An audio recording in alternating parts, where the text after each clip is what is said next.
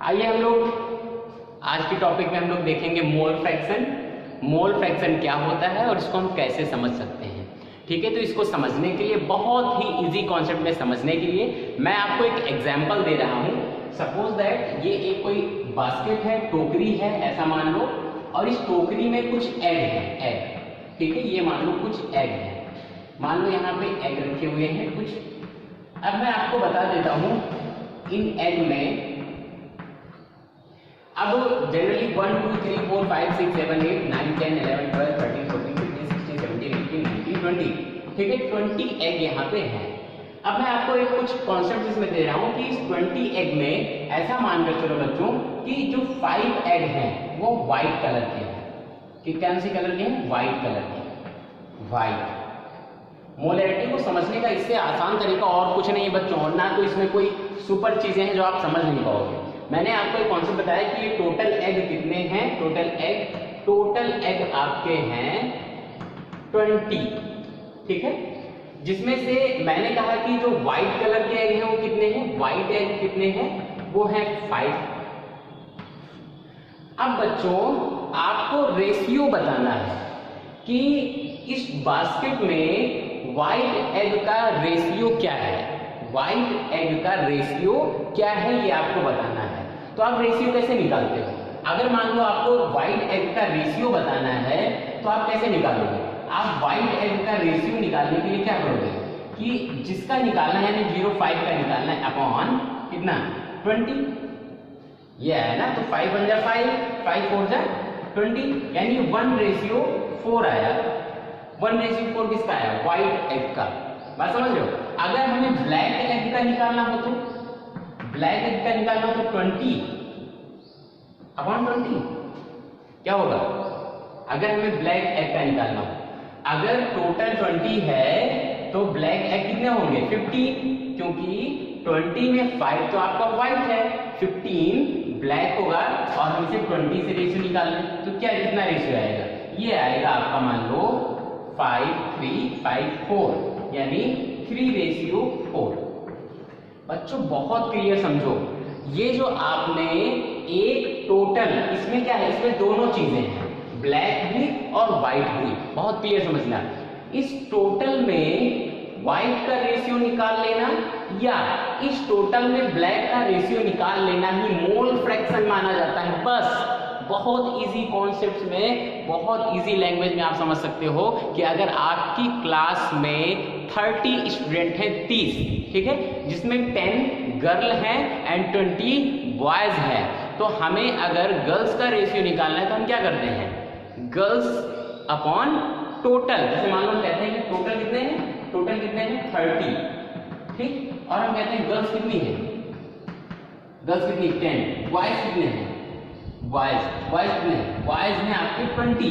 तो अगर आपसे पूछा जाए कि गर्ल्स का रेशियो क्या होगा तो आप क्या करोगे? 10/30। अगर आपसे पूछा जाए बॉयज का रेशियो क्या होगा, आप क्या करोगे? 20/30। तो ये जो आप टोटल अमाउंट को डिवाइड कर देते हो जिसका रेशियो निकालना है, यही है मोल फ्रैक्शन। बस इसी तरह से सॉल्यूशन में भी आपको करना होगा। ठीक है, तो हम आपके लिए कुछ क्वेश्चंस और अच्छे से प्रिपेयर करके आपको दिखा रहे हैं, जिसमें आप देखोगे कि कैसे मोल फ्रैक्शन को और अच्छे से समझा जा सकता है। तो ये बात आपको समझ में आ गई कि हमें टोटल में जिस किसी का भी रेशियो निकालना है उसको टोटल से डिवाइड कर देते हैं। इस कॉन्सेप्ट से हम मोल फ्रैक्शन आसानी से समझ सकते हैं। चलिए आगे हम इसके डिस्कस करते हैं, तो आप कॉपी पेन लेकर के बैठ जाइए।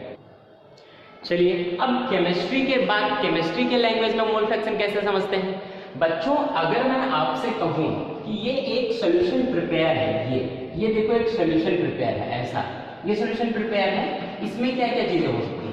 इसमें आपकी दो चीजें हो सकती हैं। सॉल्यूशन में क्या होता है? सॉल्यूट होता है, सॉल्यूट, और क्या होता है? और सॉल्वेंट भी होता है, सॉल्वेंट। ठीक, सॉल्यूट का क्या होता है? Number of moles. सॉल्यूट के क्या होते हैं? मोल्स होते हैं, नंबर ऑफ मोल्स। भाई मोल्स से ही तो सॉल्यूट बनता है। सॉल्वेंट का भी नंबर ऑफ मोल्स होता है, नंबर ऑफ मोल्स। ठीक बच्चों, तो अब बताओ मुझे, इसमें सॉल्यूट और सॉल्वेंट से तभी ये क्या बना है? तभी ये टोटल सॉल्यूशन बना है ना बच्चों। क्या बना है? Total solution. टोटल सॉल्यूशन में क्या क्या होता है?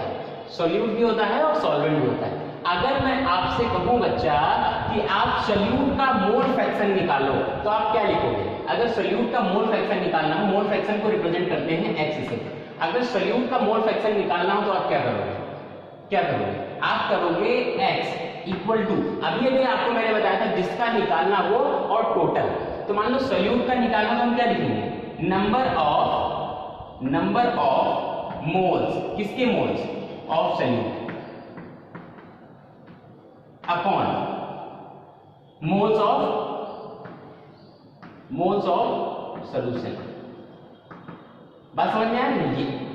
ये क्या हो जाएगा? ये मोल फ्रैक्शन का क्या हो जाएगा? फॉर्मूला। अब आप ये मेरे पे छोड़ दो कि नंबर ऑफ मोल्स क्या होता है, या जैसे मान लो आप नहीं समझ पा रहे हो कि मोल्स क्या होते हैं, तो मोल्स मैं समझाऊंगा। पहले आप समझो जिसका भी मोल फ्रैक्शन निकालना है उसको ऊपर और टोटल सॉल्यूशन को हमें नीचे कर देना है, यानी x इक्वल टू क्या है? Number of moles of solute upon moles of solution. कहीं कहीं बुक में क्या लिखा होता है पता है बच्चों? कहीं कहीं बुक में ये सॉल्यूशन नहीं लिखा होता है, लिखा होता है यहाँ पे लिखा होता है moles of solute plus moles of solvent, moles of solvent. तो moles of solute upon moles of solvent plus moles of solution. तो बच्चों कोई बात नहीं, देखो यहाँ moles of solute plus moles of solvent है, इसका मतलब भी तो सॉल्यूशन ही होता है ना भाई। ये दोनों ऐड करने से सॉल्यूशन बनता है, तो चाहे आप मोल्स ऑफ सॉल्यूशन लिख दो चाहे ये लिख दो। तो ये बात आपको समझ में आई या नहीं? अब जरा इसको और हम एक टर्म में अगर लिखना चाहें, इसको कहीं ना कहीं हम लोग किसमें लिखना चाहें? फॉर्मूले में लिखना चाहें तो हम कैसे लिखते हैं? तो एक बात ध्यान रखना कि जो फॉर्मूले में लिखते हैं उसका टर्म कैसे यूज करते हैं।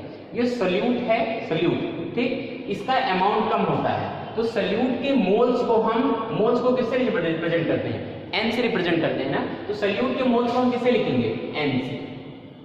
n मोल्स को किससे रिप्रेजेंट करते हैं? n से, ठीक। और सॉल्यूट को किससे रिप्रेजेंट करते हैं? मान लो सॉल्यूट को b से लिखते हैं, तो Na मान ले इसको, Na क्या हो जाएगा? n मतलब होता है नंबर ऑफ मोल्स और a क्या है? सॉल्यूट, ठीक। और सॉल्वेंट इसको क्या मान ले? b। इसके नंबर ऑफ मोल्स को कैसे लिखेंगे? नंबर ऑफ मोल्स n और ये सॉल्वेंट को b मान लिया, तो ये Nb। तो अब बताओ अगर आपको मोल फ्रैक्शन का फॉर्मूला लिखना हो तो x इक्वल टू क्या बनेगा? मान लो हमें मोल फ्रैक्शन किसका निकालना है? a का, सॉल्यूट का, तो क्या लिखेंगे? मोल फ्रैक्शन किसका? a का। क्या क्या बनेगा? बनेगा Na upon Na plus Nb। अरे बच्चों ये बात समझ में आई क्या? ये बात समझ में आई क्या? ये बात समझ में आई कि Na Nb कहाँ से आया? इसमें कौन सा जादू है मेरे भाइयों बहनों? इसमें क्या है? x equal to Na upon Na plus Nb है ना। Na क्या है? क्योंकि हमें किसका निकालना है? हमें सॉल्यूट का निकालना है, सॉल्यूट को हमने a माना है। अभी मान लो हमको सॉल्वेंट का मोल फ्रैक्शन निकालना होगा तो हम क्या लिखते हैं? Xb। भाई हमें सॉल्वेंट का निकालना है, तब Na नहीं होता, तब होता है Nb और अपॉन Na प्लस Nb। ये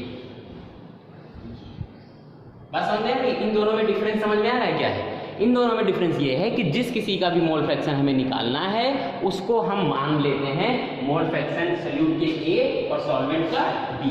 हमें अगर B का निकालना है तो हम Nb upon Na plus Nb करेंगे, अगर A का निकालना है तो Na upon Na plus Nb करेंगे, ठीक है।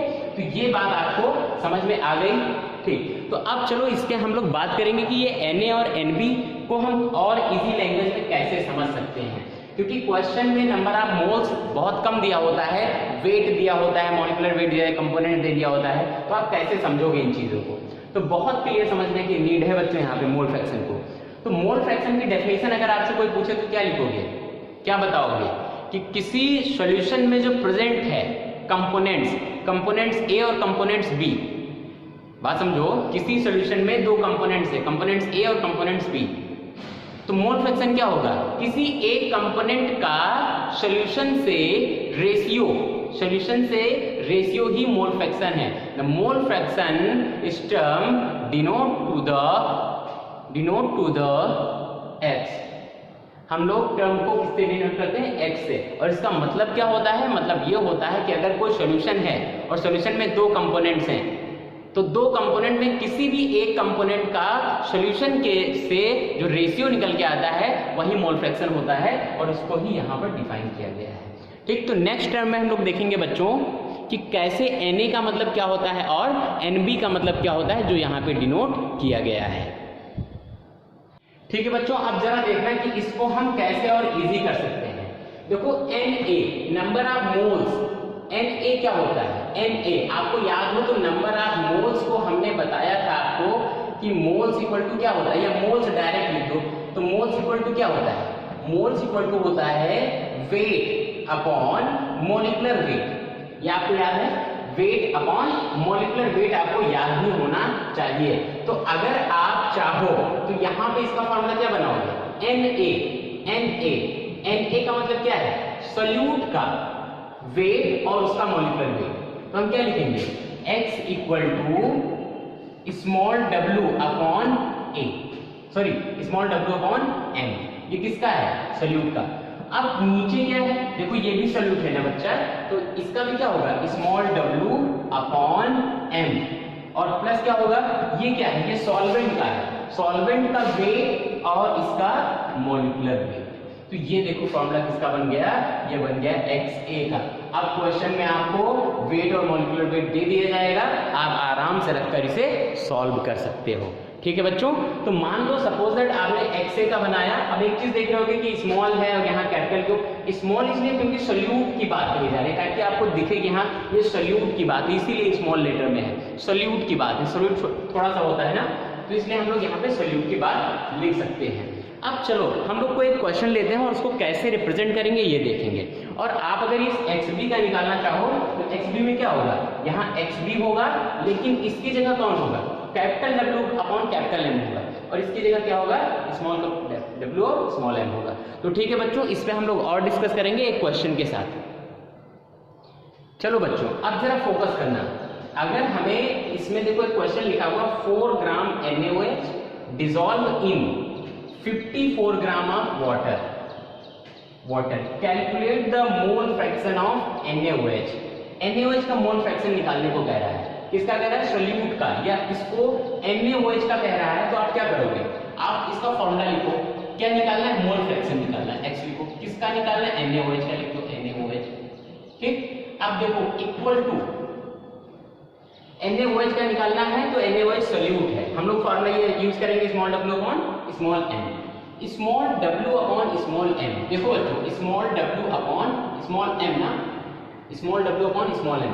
अब बताओ मुझे कि इसमें अगर हम ये करते हैं स्मॉल w अपॉन m, ठीक, और plus capital W upon capital M, अब बताओ स्मॉल w क्या होता है, इस सोल्यूट का वेट, कितना वेट है, 4 ग्राम, यानी स्मॉल w की जगह हमें क्या करना है, 4, देखो क्या करना है 4, ठीक। स्मॉल m क्या है, मॉलिक्यूलर वेट, किसका मॉलिक्यूलर वेट, जिसका भी हम निकाल रहे हैं, किसका मॉलिक्यूलर वेट, सोल्यूट का वेट निकाल रहे हैं ना, देखो ये NaOH का निकाल रहे हैं, तो ये किसका है, इसका मॉलिक्यूलर वेट कितना होगा, Na का 23, 16 और प्लस 1 इक्वल टू 40, यहाँ कितना आ जाएगा, m की जगह यहाँ आ जाएगा 40। फिर किया, अब इसकी जगह देखो सेम चीज, इसको सेम ऐसे नीचे उतार दो, 4 अपॉन 40 प्लस यहाँ क्या है, कैपिटल है, यानी किसमें डिसॉल्व हो रहा है, वाटर में, वाटर कितना है 54 ग्राम, यानी यहाँ कैपिटल W की जगह क्या कर देना है, 54 ग्राम, कैपिटल M की जगह क्या कर देना है, वाटर का कितना होता है, वाटर का होता है H2O, H का कितना होता है 1 into 2 और प्लस 16 इक्वल टू 18, यहाँ क्या कर देंगे नीचे 18, ठीक। अब इसको हमें सॉल्व करना होगा, देखो यहाँ कोई प्रॉब्लम नहीं आई, यही फॉर्मूला था, हमने स्मॉल w कैपिटल W इसी में से ढूंढ के रख दिया। क्या होगा यहाँ पर देखो, यहाँ पर क्या होगा, इसको सॉल्व करेंगे तो कितना आएगा, 14 को 4 से डिवाइड करेंगे तो क्या आएगा, यहाँ आएगा मेरे हिसाब से तो इसका आना चाहिए 0.14 बन जा 14, 0.1। क्यों बच्चों, आप लोग देख लेना अपने हिसाब से, इसका इतना आंसर आएगा, इसका भी वही सेम आएगा 0.1, इसका कितना आएगा 18 3 ठीक, कितना आया 3 यानी कितना आया 3, तो ये कितना आया आंसर 0.4 अपॉन 3.1, और इसको डिवाइड कर लो, तो आपको मिल जाएगा कि ये कितना आएगा, इसको अगर डिवाइड करें तो कितना आ सकता है। अब ये सोचो बच्चों कि हम इसको डिवाइड करके जैसे जितना आंसर आएगा वो NaOH का मोल फ्रैक्शन मान लिया जाएगा। तो इसका अगर हम कैलकुलेशन कर ले तो आप लोग कैलकुलेशन कर लेना बच्चों, लगभग इसका समथिंग 0.3 आ जाएगा। और इसकी यूनिट क्या होती है? x। इसकी कोई यूनिट नहीं होती, मोल फ्रैक्शन की कोई यूनिट नहीं होती है। तो आपने यहां से क्या निकाल लिया? आपने यहां से NaOH का क्या निकाल लिया? NaOH का मोल फ्रैक्शन निकाल लिया। कितना इजी है, कोई प्रॉब्लम नहीं। एक बात मैं आपको और बता दे रहा हूं, एक ट्रिक है इसमें। ट्रिक क्या है जानो? ट्रिक ये है कि अगर हमें मान लो हमें इसका निकालनी है, NaOH का निकालनी है, और पूछ रहा है वाटर का भी बताओ, पता है क्या होता है? x1 या XA plus XB equal to क्या होता है? 1। और अगर आपने XA का निकाल लिया, मान लो XA निकाल लिया, तो क्या 1 माइनस XB होता है। ठीक, मान लो आपने इसमें से दो चीजें हैं, जैसे मान लो आपने निकाल लिया इसमें से क्या? XA निकाल लिया, XA plus XB equal to 1 होता है। आपने XA निकाल लिया है, आपको XB निकालना है, तो XB बाहर में क्या होगा? XB equal to 1 minus XA। ठीक, हो सकता है ये। तो XA माइनस का तो 1 है, 1 माइनस 0.3 इक्वल टू 0.9 आ जाएगा इसका NaOH का, सॉरी वाटर का। तो हम इसमें से इस ट्रिक से क्या कर सकते हैं? दोनों का पता बता सकते हैं कि हम अगर मान लो XA का हमने निकाल लिया है, NaOH का निकाल लिया है, हमें XB का निकालना है, तो हमें पूरा ये करने की जरूरत नहीं है। बस XA plus XB equal to 1 होता है, XB को बाहर कर लो, 1 माइनस XA से हम 0.9 का आंसर निकाल सकते हैं। बच्चों मुझे लगता है आपको ये वीडियो समझ में आ गया होगा, अच्छे से आपने इसको देख लिया होगा। नहीं तो फिर आप इस वीडियो को रिवाइज करके पॉज करके कई बार देखकर इसे समझने की कोशिश करो। ओके बच्चों, और फिर जैसे ही समझ में आ जाता है आप कॉपी में नोट डाउन करके इस पे और न्यूमेरिकल्स को सॉल्व करने की कोशिश करो। Okay, thank you so much बच्चों।